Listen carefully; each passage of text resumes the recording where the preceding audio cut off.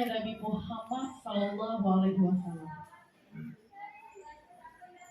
Yang sama-sama kita hormati Bapak Kepala UPT SMP Negeri 1 Linggo Sari Baganti, Bapak Ibu calon guru penggerak, kemudian Bapak Ibu Majelis Guru UPT SMP Negeri 1 Linggo Sari Baganti. Baiklah Bapak Ibu, pada kesempatan yang berbahagia ini kita langsung saja masuk ke acara yang selanjutnya, yaitu menyanyikan lagu Indonesia Raya yang akan dipandu oleh Ibu Titno Srieti. Hadirin dimohon berdiri.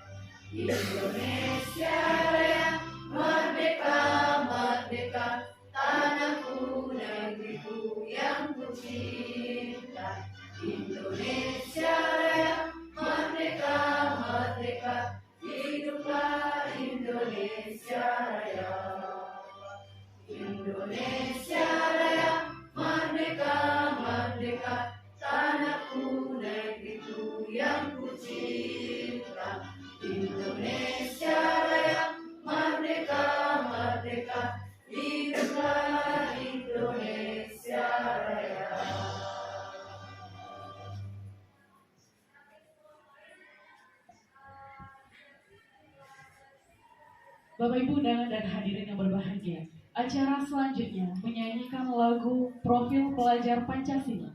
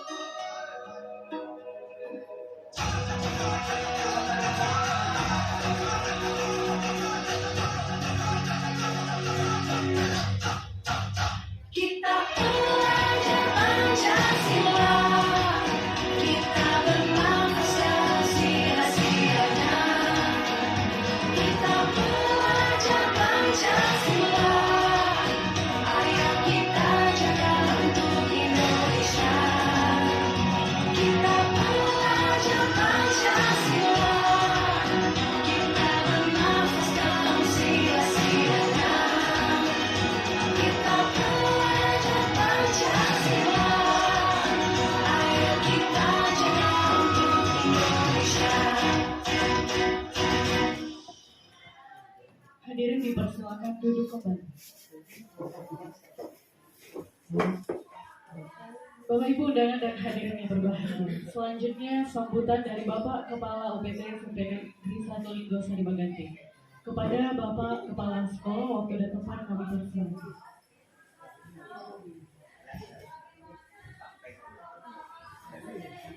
Oke, Bapak Ibu, Assalamualaikum warahmatullahi wabarakatuh. Waalaikumsalam warahmatullahi wabarakatuh. Kembali kita bersyukur, kembali kita terima dalam rangka melaksanakan tugas dan komunitas kegiatan kita.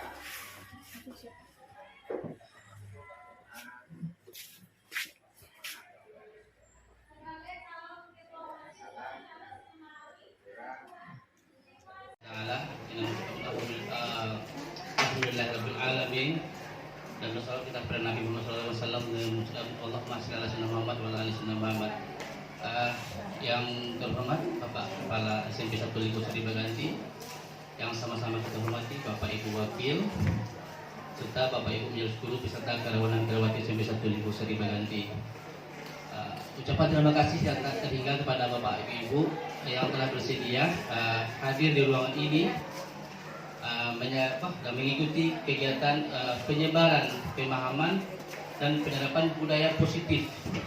Ini merupakan salah satu tugas kami Bapak Ibu sebagai TGP, di mana kami harus diharuskan untuk menyampaikan pemaparan tentang budaya positif.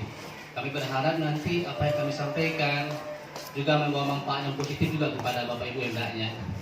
Baik Bapak Ibu, berbicara mengenai budaya positif, ya, ini mungkin sudah sering kita dengar, ya, budaya positif.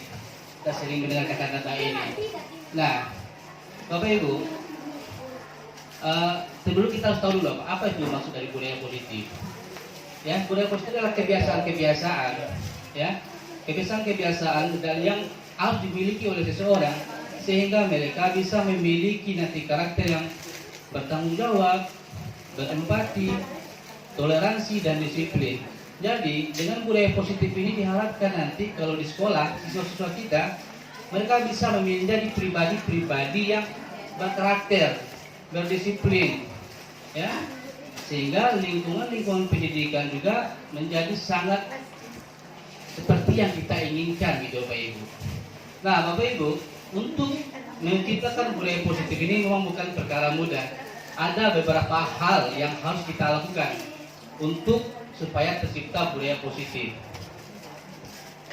Nah, ini Bapak Ibu, ini konsep inti dari budaya positif. Artinya apa? Budaya positif baru tercipta ketika konsep-konsep ini bisa kita terapkan di sekolah kita. Yang pertama yaitu perubahan paradigma belajar. Yang kedua, disiplin positif. Yang ketiga, nilai-nilai kebajikan. Yang keempat, kebutuhan dasar manusia. Yang kelima, motivasi perilaku manusia. Keenam, posisi kontrol, keyakinan kelas, dan segitiga restitusi. Ini poin-poin ini baru kita budaya positif baru akan terbentuk ketika poin-poin ini bisa kita terapkan secara maksimal di sekolah kita. Kita akan bahas satu persatu Bapak Ibu. Saya harap Bapak Ibu tidak bosan Bapak Ibu ya, karena juga hampir siang juga. Ya. Ini. Kemudian kita masuk ke pembelajaran dengan paradigma baru. Ya. Pembelajaran dengan paradigma baru merupakan pembelajaran yang dirancang berdasarkan prinsip-prinsip pembelajaran berdiferensiasi. Kita mungkin sudah juga sering dengar ini Bapak Ibu, ya, berdiferensiasi. Artinya apa? Pembelajaran yang harus memperhatikan kebutuhan siswa kita. Bagaimana, apa sih cara pembelajaran yang tepat untuk siswa kita? Karena kita sama-sama tahu manusia itu unik, individu itu unik, dan mereka akan melakukan pemenuhan kebutuhan dengan cara-cara yang berbeda pula. Nah, di sini pada kita sebagai guru, bagaimana kita bisa mengetahui, wah siswa ini bagaimana sih cara pemenuhan kebutuhan mereka dalam proses pembelajaran. Jadi makanya ada istilahnya student center namanya itu Ibu ya, pembelajaran yang berpusat kepada murid. Jadi gimana caranya? Mungkin ada pertanyaan, apakah saya harus melayani satu-satu murid dalam kelas? Tidak seperti itu juga. Karena kita bukan malaikat yang bisa melayani satu-satu murid dalam kelas. Ada 30 murid, kita layani satu-satu, itu nggak mungkin Pak Ibu. Jadi gimana caranya kita menggunakan pembelajaran berdiferensiasi ini Itu dengan metode pembelajaran kita. Kalau kita dalam kelas cuma mengajar saja dengan metode ceramah saja, kan tidak semua anak murid kita paham dengan metode itu. Ada mereka yang memiliki gaya belajar yang berbeda-beda.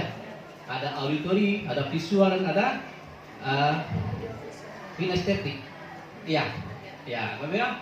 Jadi bagaimana caranya? Caranya mungkin kita menggunakan metode pembelajaran yang bervariasi.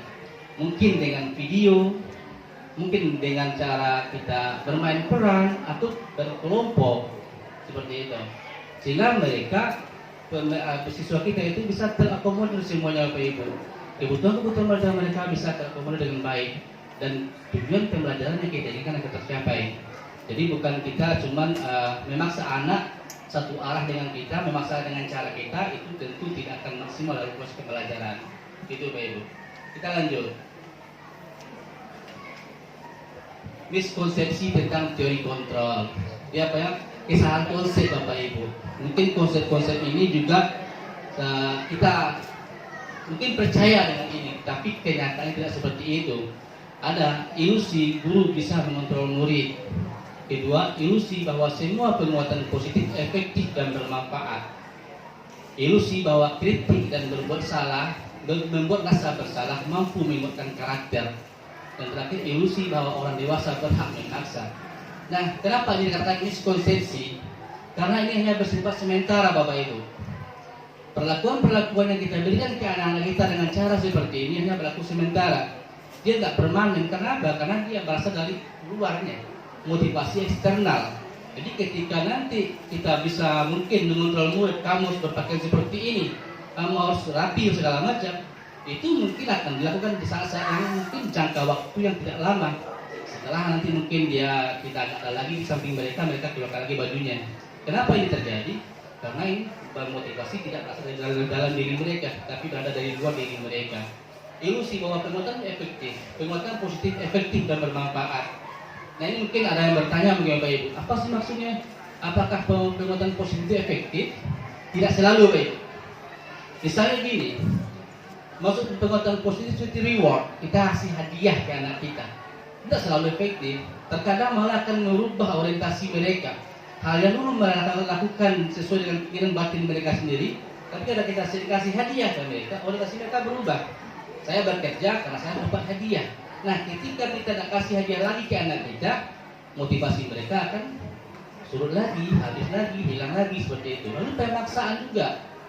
Pada kritik, merasa bersalah mampu menggunakan karakter. Enggak, ini salah Bapak Ibu. Malah ini akan makin memperburuk karakternya. Apa sebenarnya pembunuhan karakter namanya? Anak akan menjadi lebih hancur kalau kita perlakukan seperti itu. Kemudian ilusi bahwa orang dewasa berhak memaksa. Ini salah juga Bapak Ibu. Pemaksaan itu bukan tidak akan membawa pengaruh yang positif, malah akan makin memperburuk kondisi emosional seseorang. Kita lanjut Bapak Ibu. Ini mengubah paradigma stimulus respon ke pendekatan teori kontrol. Ya. Ini ada di samping dirinya ada stimulus respon namanya Bapak Ibu, dan di kanan teori kontrol. Kita bagaimana bisa merubah paradigma ke teori kontrolnya.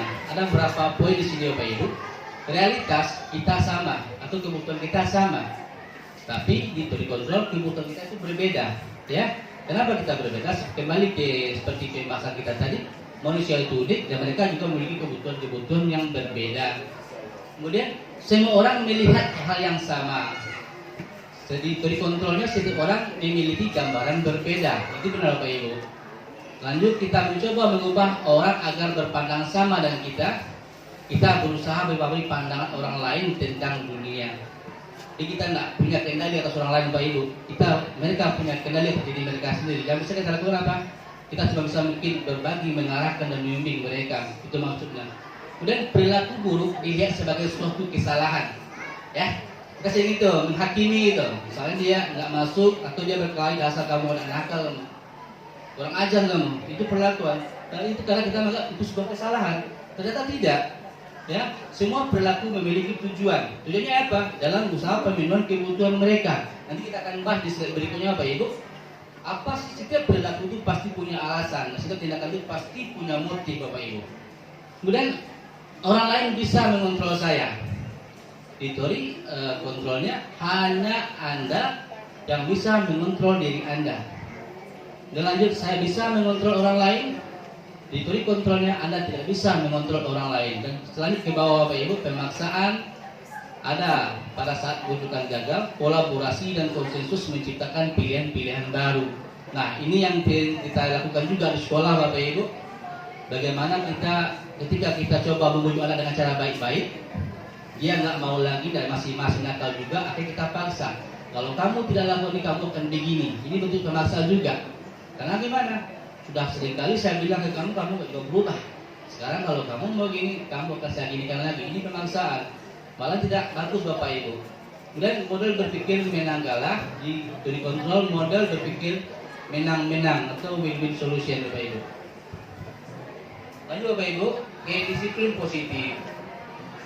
Ya Bapak Ibu, mungkin teman-teman tadi yang juga sedang bahas tentang ini, mungkin kebanyakan kita kalau mendengar kata disiplin itu agak ngiri-ngiri sedap Bapak Ibu ya, ngiri-ngiri sedap. Kenapa? Karena bayang kita disiplin pasti ada hukuman di sana. Setiap pelanggaran pasti ada hukuman. Makanya bagi anak pun kalau dibilang ada disiplin, misalnya, sekolah sana itu disiplinnya itu buat sekali itu disiplinnya, ngiri masuk sana gitu kan. Padahal karena mereka masih ada konsep bahwa disiplin itu pasti ada hukuman di dalamnya, pasti ada hal-hal yang tidak bagus di dalamnya. Padahal Bapak Ibu, dari kata dasarnya disiplin itu artinya belajar. Disiplin mengacu pada disiplin diri yang memiliki tanggung jawab terhadap apa yang dilakukannya berdasarkan nilai-nilai yang diyakini. Itu sebenarnya. Jadi sebenarnya disiplin itu indah Bapak Ibu. Tapi karena mungkin penerapannya yang tidak indah, akhirnya kita juga takut dengan disiplin sendiri gitu. Kemudian disiplin positif.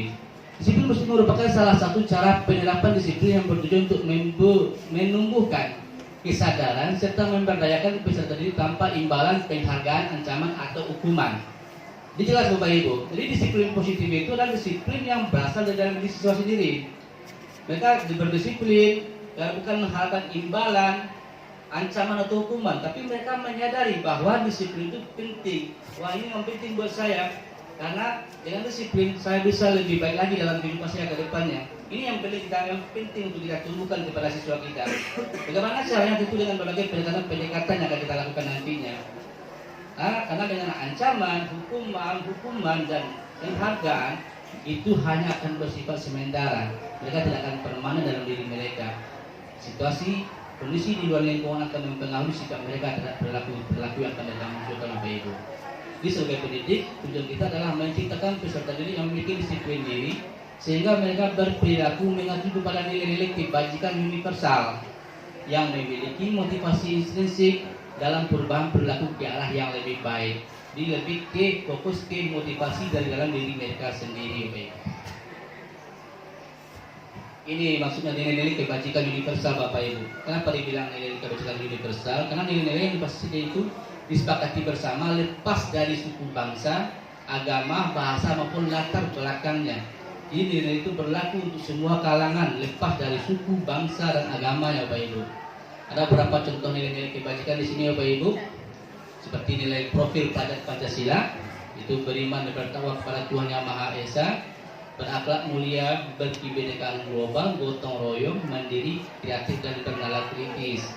Kemudian dari Ibu Religious Program itu toleransi, rasa hormat, integritas, mandiri, menghargai, antusias, empati, pengetahuan dan lain-lain. Dan yang keterampilan hidup, life skill itu dapat dipercaya, lurus hati, ya, pendengar yang baik dan selanjutnya Bapak Ibu.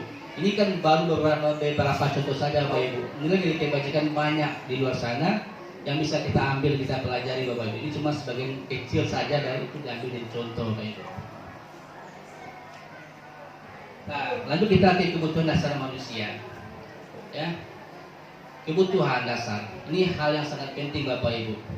Karena sejatinya kita bisa bertahan hidup, kita bisa berkembang itu kalau kebutuhan dasar kita terpenuhi. Lalu apa yang akan terjadi kalau kebutuhan dasar tidak terpenuhi? Timbul masalah Bapak Ibu.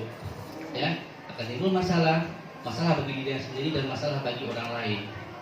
Nah, secara umum kebutuhan dasar itu berarti segala sesuatu yang kita lakukan untuk mendapatkan apa yang kita inginkan.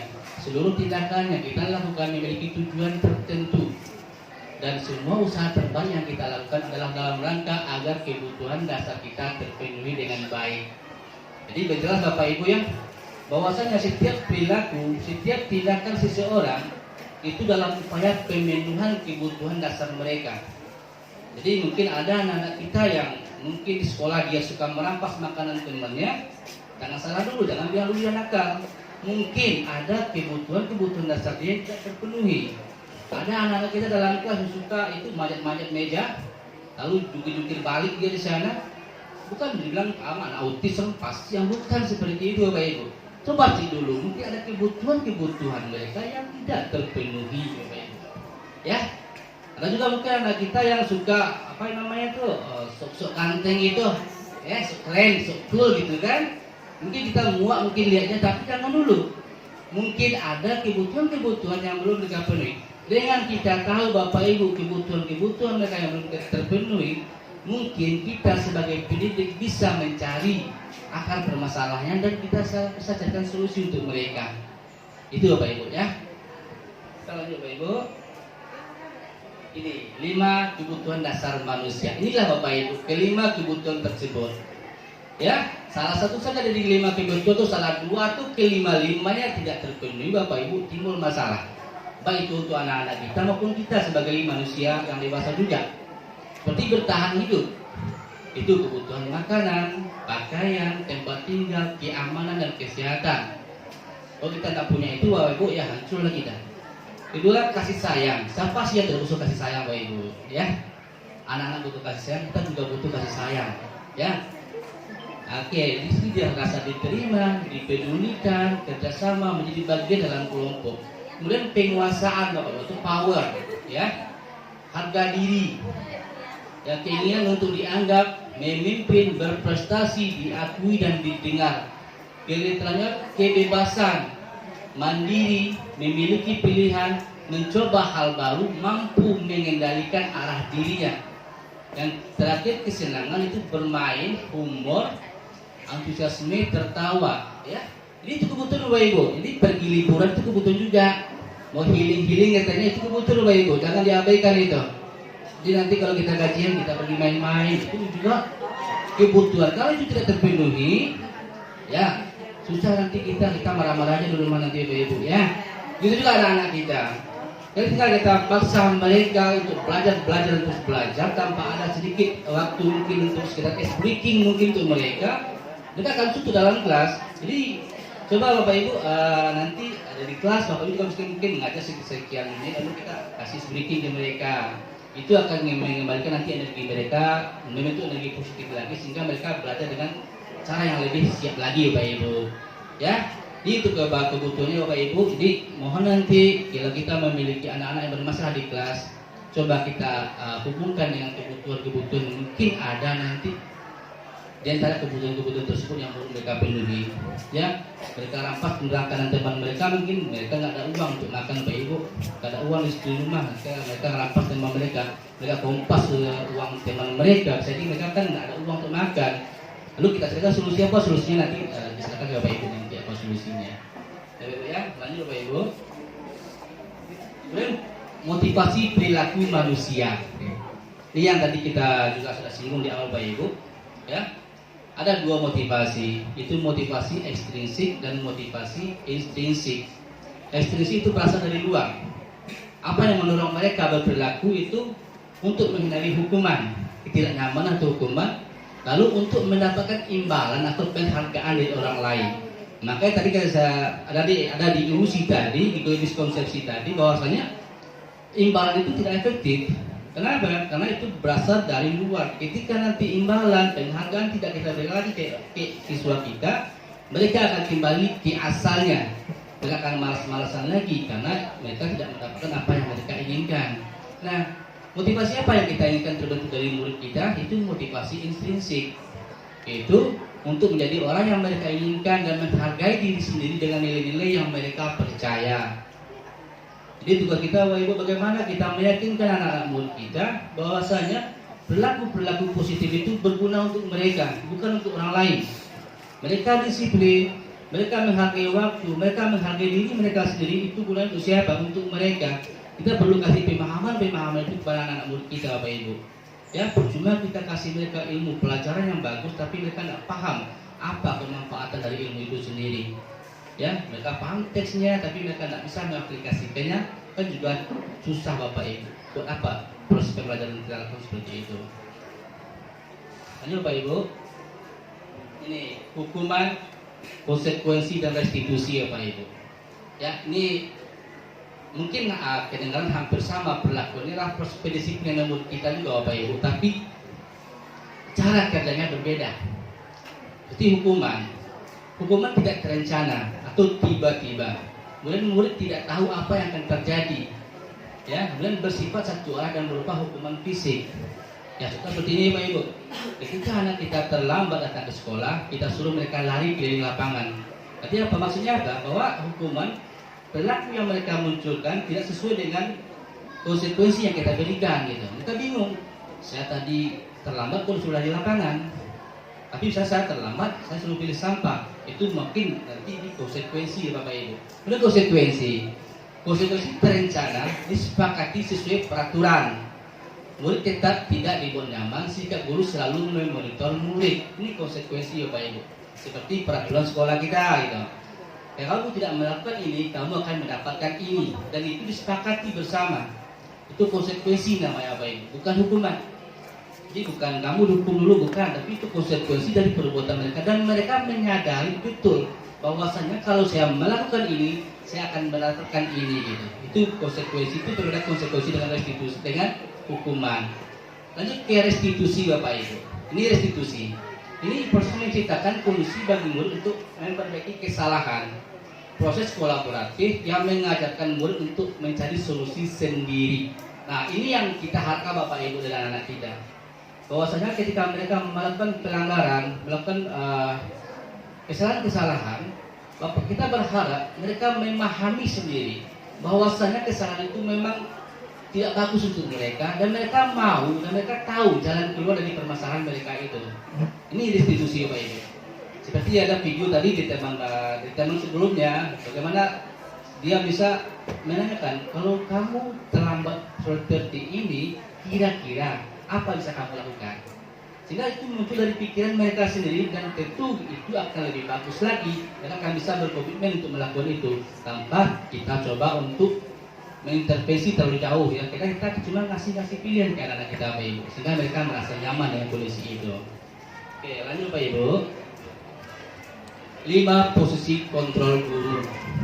Ya, kita sebagai pendidik, Bapak Ibu, kita mungkin berada di antara satu, atau mungkin kita pernah mencobakan kesemuanya itu.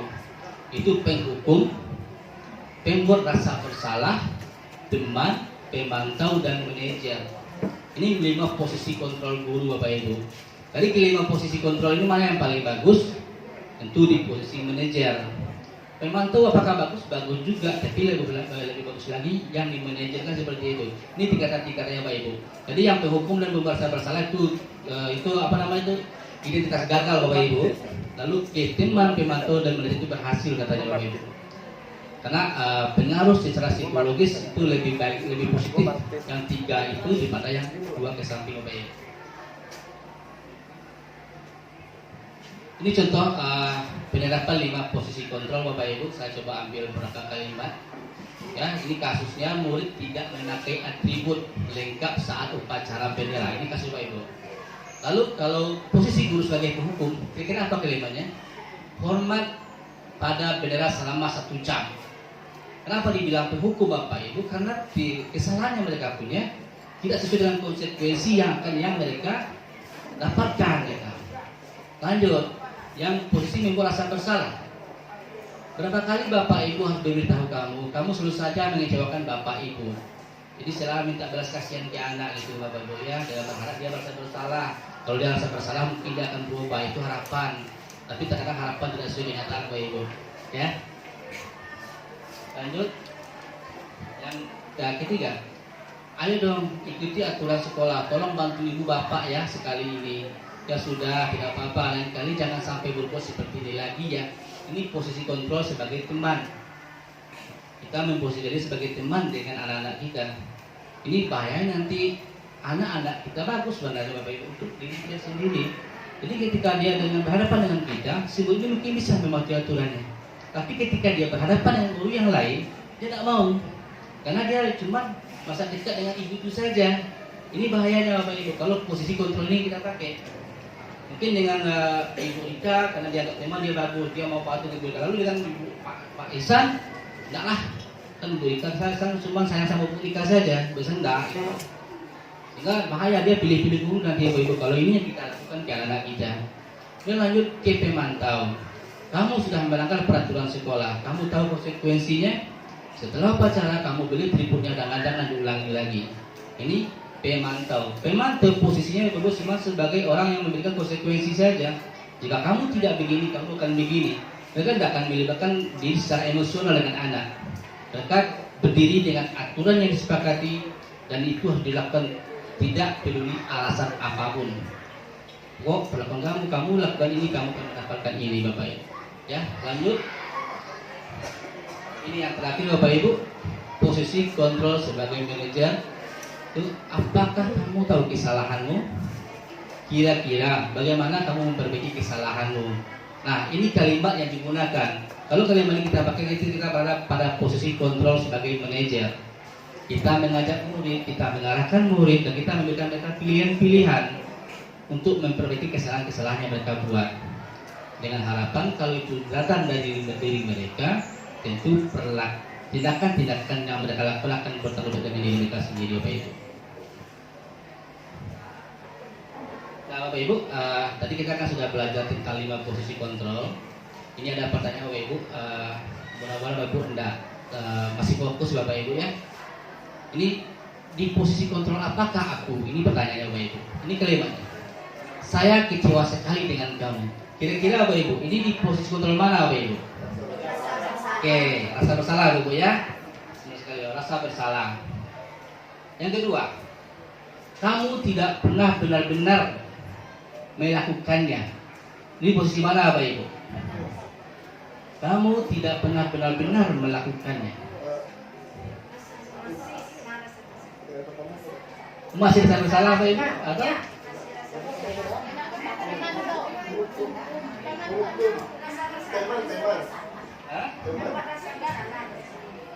Kamu tidak, kira-kira kalau kalimat yang kita gunakan kepada anak, kira-kira apa yang akan terjadi pada anak? Rasa bersalah, ya? Ya Bu, saya minta maaf Ibu, saya salah, gitu kan? Berarti posisi rasa bersalah. Ada Bapak Ibu? Apa rencanamu untuk menyelesaikan masalah ini? Oke, manajer Bapak Ibu ya? Oke, Bapak Ibu. Lanjut. Ayolah lakukan ini Bapak Ibu ya, sebagai teman ya Ibu ya. Lanjut, kamu tidak akan pernah mendapat nilai jika kamu tidak mengerjakan tugas. Sebagai pemantau Bapak Ibu, karena dia menyatakan konsekuensi dari perbuatan mereka Bapak Ibu ya. Oke, ini keyakinan kelas Bapak Ibu. Lanjut kita ke poin baru. Keyakinan kelas. Ada pertanyaan di sini Bapak Ibu. Mengapa keyakinan kelas? Mengapa bukan peraturan kelas? Toh kan produknya sama juga, ya. Jadi Bapak Ibu, kenapa harus keyakinan kelas? Kenapa bukan peraturan kelas? Ini produknya sama Bapak Ibu, tapi proses pembuatannya berbeda. Proses lahirnya berbeda. Seperti yang saya katakan Ibu tadi, bahwasanya keyakinan kelas itu terbentuk dari kesepakatan siswa dalam kelas. Kita meminta kepada anak-anak kita nilai-nilai apa, kira-kira hal-hal bagus apa yang perlu kita terapkan di kelas kita, gitu kan?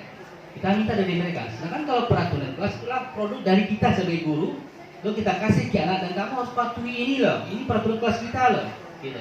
Lalu masalahnya di mana? Kenapa harus dirubah juga? Ketika kita membuat keyakinan kelas itu berasal dari diri mereka sendiri dengan harapan Bapak Ibu, kalau mereka melahirkan itu dari diri mereka sendiri, tentu mereka akan lebih bertanggung jawab lagi untuk melaksanakan keyakinan itu. Itu kan dari kalian lain, kan kalian sepakat dengan peraturan ini. Kok kalian lakukan sendiri nah, gitu. Kan kalian yang bikin bersama, kita yang bikin bersama ini, sehingga anak-anak kita memiliki rasa bertanggung jawab yang lebih, rasa tanggung jawab yang lebih tinggi lagi untuk menerapkan ketentuan-ketentuan atau peraturan-peraturan dalam kelas tersebut. Nah, itu makanya kita lebih Bapak Ibu yang lebih bagus lagi itu keyakinan kelas, karena produk itu original itu karena dibentuk di kelas kita sendiri Bapak Ibu. Kemudian ada pembentukan keyakinan kelas itu ada beberapa semacam petunjuk Bapak Ibu, maka macam petunjuk tentang keyakinan kelas, ya. Yang pertama bersifat abstrak. Abstrak ini apa maksudnya? Bersifat umum Bapak Ibu, umum, singkat, padat dan jelas. Yang kedua, berupa pernyataan universal. Apa maksud pernyataan universal? Pernyataan itu tidak bertentangan dengan suku, agama, ras ataupun kondisi apapun. Ya, dia bersifat universal. Dan dibuat dalam pernyataan positif. Ya, pernyataan positif. Jadi datang tepat waktu, bukan tidak terlambat, tapi datang tepat waktu, gitu kan? Nah, misal tidak memakai masker tapi memakai masker seperti itu. Jadi pernyataan positif. Lanjut sedikit saja agar mudah diingat. Jadi keyakinan kelas beda dengan peraturan kelas Bapak Ibu. Keyakinan kelas tidak perlu banyak-banyak karena mereka cukup sedikit saja tapi efektif dalam penerapan di kelas nanti. Kemudian sesuai dengan kondisi kelas sehingga sekolah lebih mudah diterapkan.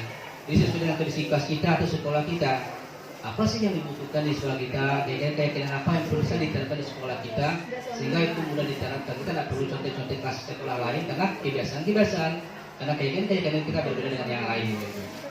Kemudian semua warga sekolah atau kelas dilibatkan dalam membuat keyakinannya. Ini yang penting Bapak Ibu ya, bukan dibuat oleh 1-2 orang saja. Keyakinan telah dibuat secara bersama-sama dengan seluruh anggota kelas dan guru yang ada di kelas tersebut. Tadi Bapak Ibu ini segitiga restitusi. Mungkin ini hal yang baru juga Bapak Ibu, bagi kami ini hal yang baru Bapak Ibu. Segitiga restitusi adalah suatu proses dialog yang dijalankan oleh guru agar dapat menghasilkan murid yang mandiri dan bertanggung jawab. Ya Bapak Ibu, ini jadi kegiatan ini sebenarnya jenis dialog Bapak Ibu dengan murid kita. Bagaimana ketika murid kita bermasalah, kita mencoba untuk mencari solusi-solusi bersama dengan murid kita. Bagaimana cara untuk mengatasi permasalahan-permasalahan yang mereka alami.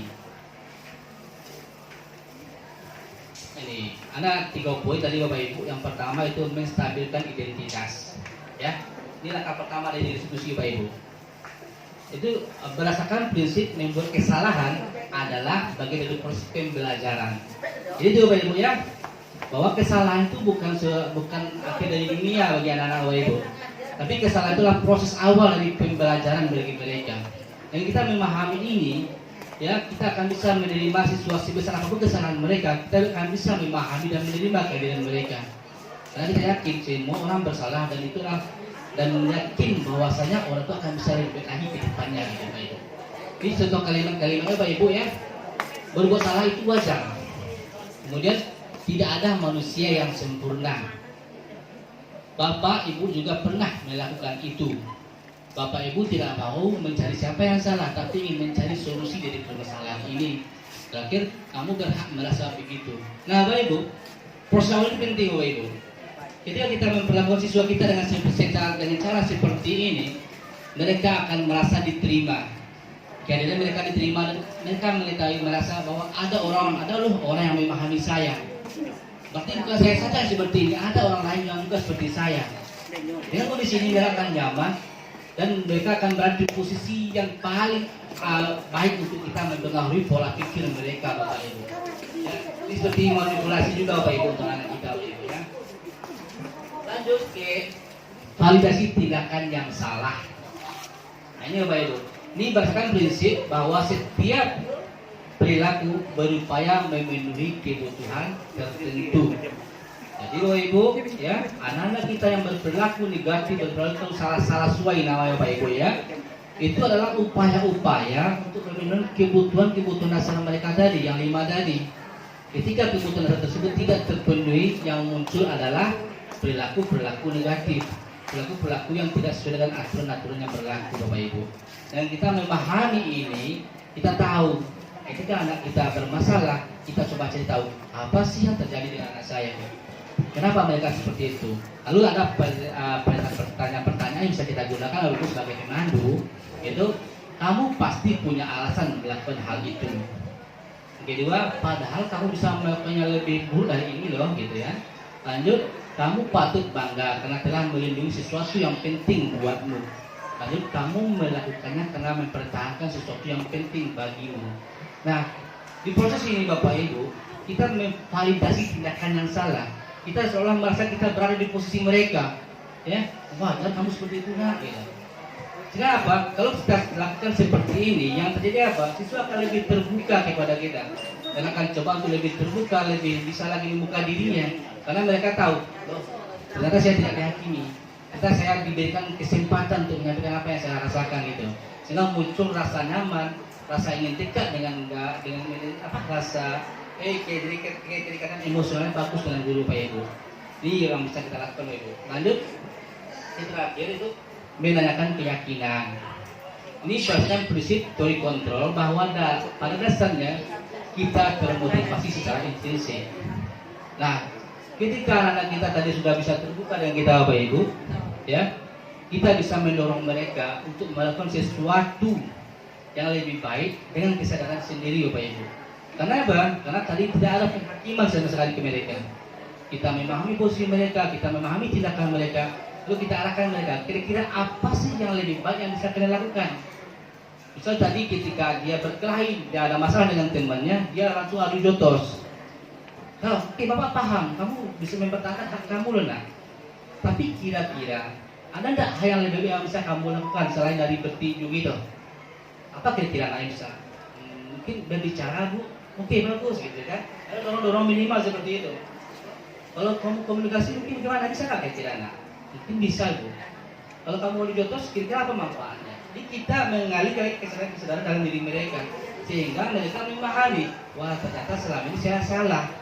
Ini loh yang lebih bagus, ini loh yang lebih baik untuk diri saya Bapak. Jadi dengan cara seperti itu Bapak Ibu, kita lebih bisa menanamkan nilai-nilai positif dalam diri anak-anak kita, sehingga nantinya permasalahan apapun yang mereka hadapi, mereka bisa lebih bagus lagi dalam menyikapinya. Itu Bapak Ibu ya.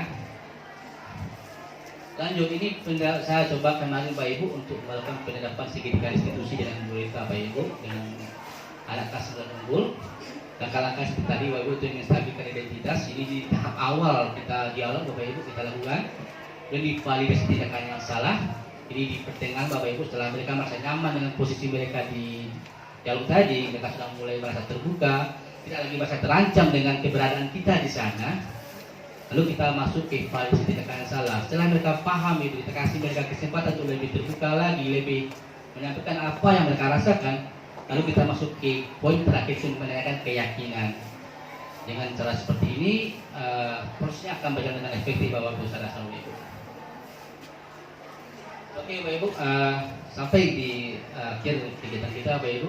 Ya, jadi dari kegiatan tadi kita dapat ambil kesimpulan bahwa untuk terbentuknya budaya positif di sekolah, itu pimpinan sekolah, guru dan unsur-unsur yang berkepentingan harus memiliki visi yang sama dan bergerak secara kolaboratif untuk mencapai tujuan bersama Bapak Ibu. Jadi tidak mungkin budaya positif itu bisa kita bentuk, bisa kita kembangkan di sekolah kita kalau kita berjalan sendiri-sendiri Bapak Ibu. Ya, sehebat apapun kita, sepintar apapun kita, dan sevisioner apapun kita Bapak Ibu, tidak akan mungkin bisa menciptakan sebuah budaya tanpa ada kerjasama dan kolaborasi kita bersama Bapak Ibu. Oke Bapak Ibu, sebelum saya tutup Bapak Ibu, mungkin ada yang ingin bertanya Bapak Ibu tentang pembahasan saya hari ini. Bertanya mungkin atau ada menambahkan juga boleh Bapak Ibu untuk referensi saya. Silakan Bapak Ibu. Oke, silakan Bapak Ibu.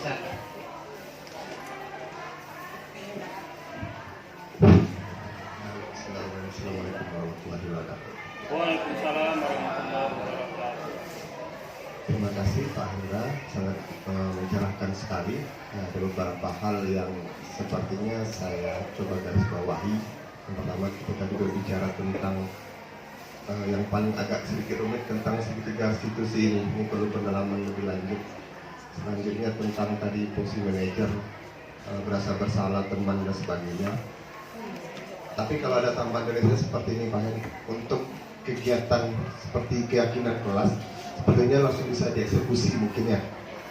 Jadi mungkin bisa diskusi langsung nanti di kelas, dan untuk hal-hal yang lain mungkin bisa menunggu, dan nanti mohon Pak Hen nanti diberikan materinya, tanya dibagikan sebagai pandangan kami juga dari guru-guru. Terima kasih. Assalamualaikum warahmatullahi wabarakatuh.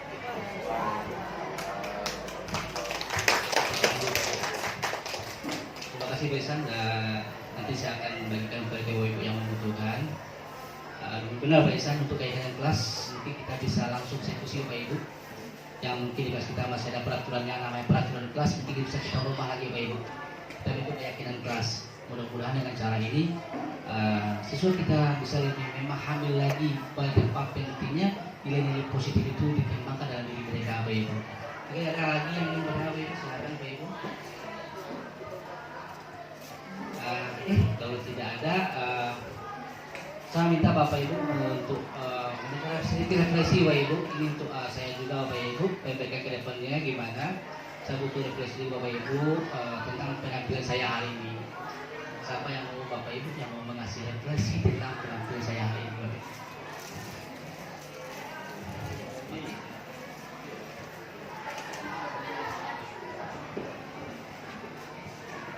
Terima kasih Bapak Hen telah memberi kesempatan.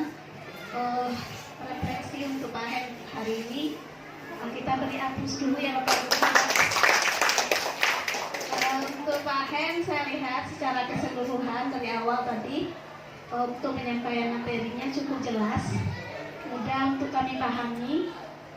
Semakin dari awal sama Bu Pitno, sama Bu Dea juga, semakin di ujung semakin jelas apa-apa saja yang disampaikan. Mudah-mudahan ini bisa kita ciptakan, kita terapkan di sekolah kita. Ya, terima kasih Pak Hen, cukup jelas sekali. Sekali lagi semoga Bapak Guru hebat kita, CGP kita ini membawa dampak yang positif kepada kita semua. Assalamualaikum warahmatullahi wabarakatuh. Oke Bapak Ibu, ada lagi Bapak Ibu? Oke, Bapak Ibu, karena tidak ada lagi, berarti kita berakhir Bapak Ibu. Jadi saya menyampaikan, saya seandainya tadi penyampaian saya kurang bagus mungkin atau kayak menyinggung Bapak Ibu secara pribadi, saya mohon maaf yang sebesar-besar Bapak Ibu. Saya akui bahwa memang pada saya jauh dari kesempurnaan karena kita sama-sama belajar Bapak Ibu. Tapi saya yakin semakin kita sering belajar, semakin baik kita ke depannya Bapak Ibu. Saya akhiri kegiatan kita dari hari ini dengan bacakan Alhamdulillahirrahmanirrahim. Banyak maaf. Assalamualaikum warahmatullahi wabarakatuh. Laposan tiang, ampu duo, ampu tiga, duo ampu, san tiang.